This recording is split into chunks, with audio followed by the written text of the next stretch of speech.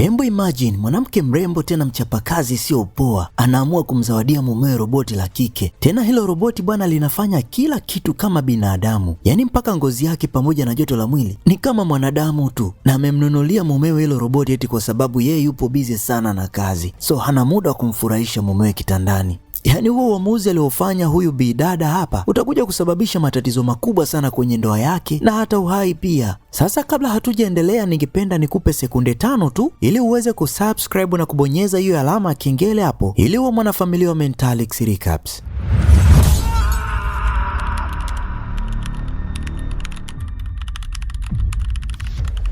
Umesha subscribe Okay, sawa, tuendelee sasa. Hapa tunamwona binti moja hivi mrembo tena mchapakazi ambaye anaitwa Megan. Pia yeye ni mmiliki wa kampuni ya muziki ambayo inaitwa Cascadia. Sasa kutokana na kukua kwa teknolojia, bidada ameamua kutumia artificial intelligence au tunaweza kuita AI kwenye kampuni yake ya muziki bwana. Basi akafungua bonge moja la studio kwa ajili ya matumizi rasmi ya AI kwenye muziki. Na nataka itumie AI hususan kwenye masuala ya uandishi, kupiga biti na hata kuimba pia. Nadhani hata kwa sasa mnaona AI ilivyokuwa na nguvu kubwa sana kwenye muziki. Sasa alikutana na msanii mmoja hivi mkongwe ambaye anaitwa Ari Phillips ili kuweza kujadili juu ya huo mpango wake. So alikusanyika na watu wengine kuweza kusherekea mafanikio yake. Huyu jamaa hapa anaitwa John na ndio mume wake na Megan. Yeye ni mpiga kinanda mmoja hatari sana na alikuwa akifanya kazi kwenye kampuni ya mke wake. Mwamba hapa ana furaha hata kidogo yani. Na hiyo yote ni kutokana na kwamba kwa sasa AI ndio itakuwa inafanya kila kitu kwenye kampuni. Yani mpaka kupiga kinanda ambao ndo nafasi yake itakuwa imechukuliwa na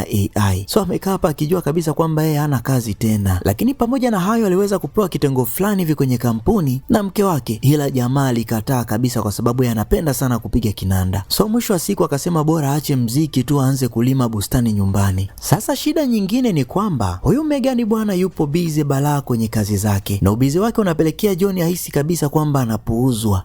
So poa. Yaani hakuna kitu kinauma kwenye mahusiano kama uone mwenzako unampenda alafu yeye anakupuuzia tu. Tena hususan kwenye yale maswala. Hapa John alikuwa akimwambia Megan kwamba inabidi waanzishe familia sasa, maana muda unazidi kwenda eti. Ila Megan anamuona mwenzake kama vile boya tu, maana yeye yupo busy na projekti zake tu, hana hata habari. Sasa wakati wapo njiani kuelekea nyumbani, John akamkumbusha tena Megan kuhusu swala la kuanzisha familia. Ila Megan akamjibu kwamba John, inabidi usubiri mpaka mwaka ujao, maana mradi mpya ndo kwanza tumeuanzisha. Yaani hata bado hujachanganya unataka tuanze kufanya mambo hayo tena. So mwakani ndo tutafanya mapenzi na tutaanzisha familia. Hii ni adhabu kwa kweli. Yaani unakaa na ugwadu mwaka mzima kweli. Sasa wakati Megan akiwa na laptop kitandani akifanya kazi zake, John alimfuata pale na kuomba mzigo. Mchizi akasema baby, naomba kimoja tu. Megan akamjibu, yaani wewe bwana ni msumbufu sana, nishakwambia nitakupa mwakani. Mwamba kinyonge akageuka upande wa pili, ikabidi alale zake. Yani inauma hii kitu, unalala nayo unaiona kabisa lakini upewi. Sasa siku inayofuata Megan alimtembelea dada yake ambaye anaitwa Lila. Yeye ni mfanyakazi katika kampuni moja hivi ambayo inaitwa Humanix.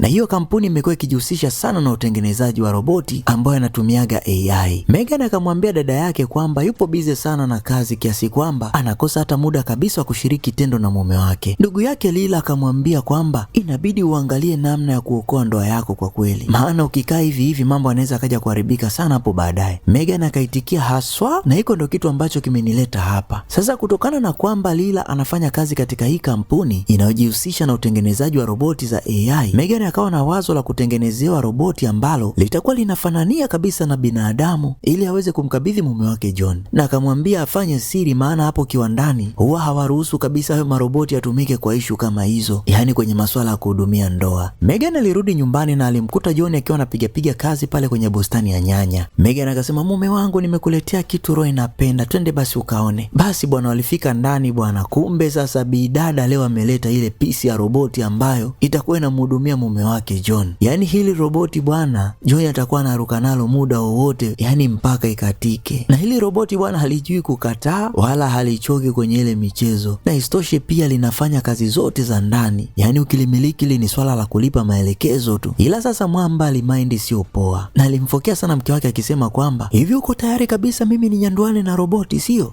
Sasa sikiza nikuambie, niko tayari nikae na upwiri wangu hata kama ni miaka 10, ila sio kulala na roboti. Kama ni hivyo, si bora ningekuwa najichua tu. Yaani hapa mwamba haamini kama mke wake angefanya kitu kama hiko, maana anampenda sana mke wake na amekuwa mwaminifu kwa muda mrefu sana kwa mke wake. Bidada akawa anasema amefanya huo uamuzi kwa huruma zake tu, maana kwa sasa yeye yupo busy sana na kazi. So huyo roboti anaweza akamtimizia John haja zake zote bila kuwa na ubinafsi wowote ule. Lakini kutokana na kwamba John alikuwa amemind, bidada aliweza kumuomba msamaha mume wake, na pia alikubaliana kwamba hilo roboti inabidi lirudishwe tu huko lilipotoka, maana mchizi hataki kuliona kabisa yani. Baada ya mazungumzo, Megan ikabidi asepe zake kazini. Sasa wakati mchizi akiwa amekaa zake kwenye piano, ghafla akataka kujua hilo roboti lina maajabu gani. Hebu ngoja nilisogelee. Ile kulishika tu, roboti silikaamka bwana. Likasema, John, mambo, nipo hapa kwa ajili yako. Mwamba akaona mbona limechangamka hivi. Ile analishika mkono roboti silikaanza kujibebisha bwana. Mwamba akaona mbona liko romantic hivi kuliko hata mke wangu aise. Sasa roboti lilimwambia John kwamba inabidi ashikane nalo mikono kwa muda kidogo ili aweze kujilinki naye vizuri. Hapa John akawa analiuliza, kwa hiyo wewe upo kwa ajili yangu au? Roboti likamjibu, ndio, na wala sitakuja kukuchiti. John akasema, hapana ise, inabidi urudi tu huko ulipotoka, maana mimi sikutaki. Roboti likataka lizungushwe kwenye hii nyumba kabla kurudishwa huko lilipotoka. Jamaa ikabidi alitembeze bwana. Lakini kwenye kupiga nalo story, jamaa akashangaa sana kujua kwamba hili roboti kumbe linajua mziki sio poa, na kila kitu anachouliza kwa roboti basi linamjibu. Yaani in short hakuna kitu ambacho hajui huyo roboti. Jamaa akaanza kuliamini bwana. Yaani ni kama wewe vile unavyoiamini ChatGPT. Jamaa akawa ananiuliza, kama unajua kila kitu, hebu niambie hapa tupo wapi? Roboti likajibu, tupo kwenye bustani ya nyanya. John akasema, haya nyanya zina kazi gani? Likajibu, nyanya inaweza kukatwa katwa ikatengeneza kachumbali. Hata mimi napenda kachumbali na mihogo. Aise, John alichoka sana. Basi bwana, roboti likamwambia John kwamba anataka apewe jina kabla hajarudishwa kiwandani. Kwa kuwa John ndo mara yake ya kwanza kushuhudia roboti kama hili, na ukizingatia hapo alikuwa kwenye bustani, basi akaamua kuliita Eva. Roboti likataka kumshika mchizi. John akaona usintanie wewe, ikabidi atoe simu ili apige kiwandani ambapo amelitengeneza waweze kulifuata. Lakini kumbuka kwamba hili roboti lipo hapa kimagendo tu, na Lila alishamwambia Megan kwamba asije mtu yoyote akajua kwamba ile roboti linakaa hapa. Ile simu aliyopiga John ilipelekea kesi kufunguliwa mahakamani kutokana na roboti kuuzwa kinyume na utaratibu wa kampuni. Sasa Megan aliporudi nyumbani akalikuta roboti linachajiwa bwana. Akajua kabisa ili roboti litakuwa limetumika leo. Lakini walishapanga ili roboti lirudi lilipotoka. Lakini mwamba hakufanya hivyo. Wakiwa chumbani wakaanza kuongea bwana. Megan akamuuliza mumewe, vipi tena, mbona roboti mpaka sasa hivi lipo hapa? Haujampigia Lila alifuate? Jamaa akamjibu, aliache tu kwanza likae. Megan akasema, najua umeshaanza kuwa na ukaribu nalo, kwa hiyo uko tayari asubuhi nikitoka mimi niondoke naye? Jamaa akamjibu, ngoja kwanza likae kama wiki moja hivi kwanza. Bidada akajua fika kwamba mwamba tayari ameshakufa ameoza. Lakini mchizi alimuomba mke wake msamaha kwa kulikataa ile roboti mwanzoni. Na leo Megan anamwambia John kwamba anataka amblesi mzigo kwa leo. Ila mchizi akamjibu analala, maana roboti Eva limemchosha sana. Hiyo kauli Megan ikamfanya aanze kuwa na wivu sasa. Yaani leo Megan ameamka na kisirani sio poa. Akiwa kazini yeye ni kufokafoka tu hata kama mtu hajakosea.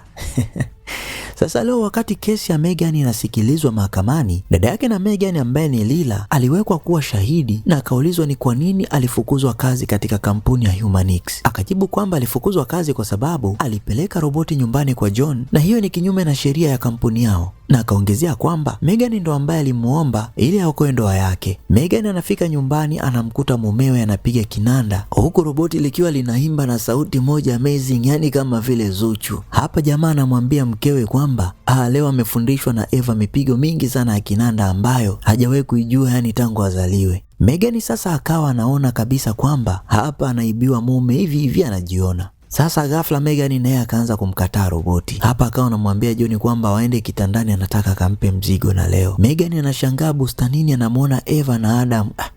Eva na Adam anamuona Eva kimpa tunda John bwana, tena kwenye minyanya. Megan alishangaa sana. Hapa alijiuliza maswali mengi sana ambayo alikosa majibu yake, maana usiku kucha amempa mchizi lakini mchizi hakutosheka kabisa yani. Na hii inaelekea kwamba hisia za mchizi kwa mke wake zimeshaanza kupotea. Sasa jamaa wakati anataka kwenda kuoga alikuwa tayari ameshajua kama mke wake alimuona. Hapa wakawa wanabishana sasa. Megan akawa anamwambia, yani wewe umeona roboti ni wa muhimu sana kuliko mimi sio? Na jamaa akanamjibu, mimi nadhani nadhani hilo swali ungejiuliza wewe mwenyewe kabla kuniuliza mimi, maana wewe umeona ubize wako ni umuhimu zaidi kuliko mimi. Hata kama niko bize, na maana nikikuhitaji wewe haujui au hauridhiki kama zamani, sio? Mchizi akamwambia, mimi sio kusema nilishindwa kutafuta mwanamke mwingine nje, ila nimeamua kutulia na roboti hapa hapa ndani ambalo umeniletea wewe mwenyewe, na of course nimeona kama linanifaa hivi, so wala usijali, roboti ninalo na ninadunda nalo. Basi bwana Megan akaona isiwe kesi, akamtaka mchizi leo atoke pamoja usiku akapate dina, maana na kapati fulani hivi, kwa sababu amefanikisha jambo kubwa sana kwenye projekti yake. Sasa kabla Megan hajaondoka, alimwona roboti akivunjavunja glasi jikoni. Mimi nahisi hata lenyewe roboti limeshaanza kuwa na wivu, maana Megan na yeye anajibebisha sana siku hizi anapokuwa na mchizi. Sasa Megan alikuwa akimzuia, lakini roboti hataki kusikia chochote, yaani mpaka alipokuja John na roboti na lenyewe ndo likatulia. Sasa wakati John anajiandaa kumfuata mke wake, maana yeye alitangulia, ghafla akamwona roboti Eva yupo kwenye piano, tena amependeza sio poa. Huku napo Megan amekutana na msanii mkongwe ambaye aliingia naye mkataba, na hapo walikuwa wanafurahia mafanikio ya projekti yao. Megan akaulizwa kwa nini sasa John hajakuja hata kufurahia pamoja na wewe.